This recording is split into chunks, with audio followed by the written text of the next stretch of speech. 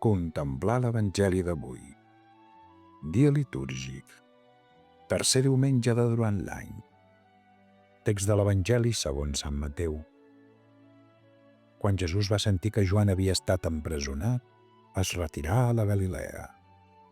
I deixant Natzaret, se n'anà a viure a Cafarnaum, vora el mar, als termes de Zebuló i Neftalí, per tal que es complís allò que s'havia anunciat per mitjà del profeta Isaïes, quan diu: terra de Zebuló i terra de Neftalí, camí de la mar, d'allà al Jordà, Galilea dels gentils.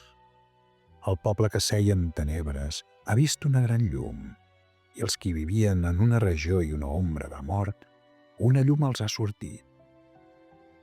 Des d'aleshores començà Jesús a predicar i a dir: convertiu-vos, que el regne dels cels és a prop.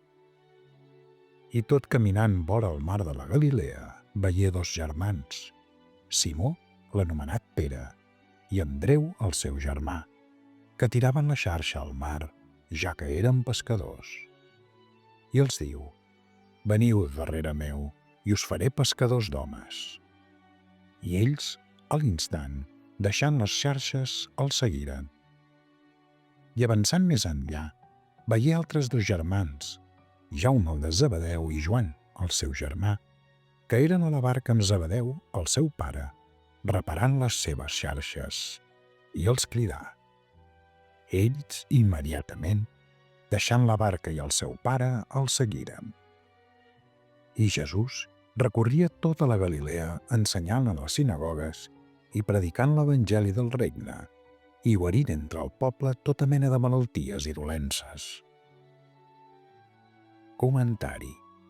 Mossèn Josep Ribot i Margarit, Tarragona. Jesús recorria tot Galilea. Avui, Jesús ens dona una lliçó de santa prudència, perfectament compatible amb l'audàcia i valentia. En efecte, ell, que no tem proclamar la veritat, decideix retirar-se en conèixer que, tal com ja havien fet amb Joan Baptista, els seus enemics també volien matar-lo a ell. Vés-te'n d'aquí, que Herodes et vol matar. Si a qui passà fent el bé, els seus detractors intentaren fer-li mal, no t'estranyi que també tu pateixis persecucions, tal com ens anuncià el Senyor. Quan Jesús va sentir que Joan havia estat empresonat, es retirà a la Galilea. Seria imprudent desafiar els perills sense un motiu proporcionat. Solament en l'oració discernim quan el silenci o la inactivitat, deixar passar el temps, són símptomes de saviesa o de covardia i manca de fortalesa.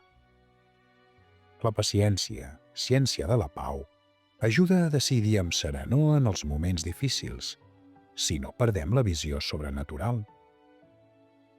I Jesús recorria tota la Galilea ensenyant a les sinagogues i predicant l'Evangeli del regne, i guarint entre el poble tota mena de malalties i dolences.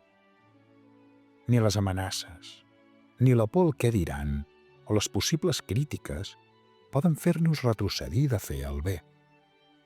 Els que estem cridats a esdevenir sal i llum, operadors del bé i de la veritat, no podem cedir davant el xantatge de l'amenaça, que tantes vegades no passarà de ser un perill hipotètic o merament verbal.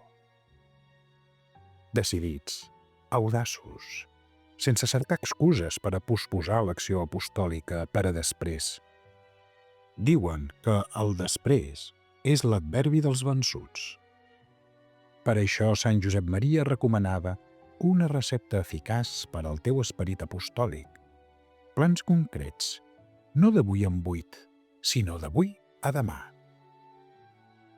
Complir la voluntat de Déu, ser justos en qualsevol ambient i seguir el dictamen de la consciència ben formada exigeix una fortalesa que hem de demanar per a tots, perquè el perill de la covardia és gran. Demanem a la nostra Mare del Cel que ens ajudi a complir sempre i en tot la voluntat de Déu, tot imitant la seva fortalesa al peu de la creu.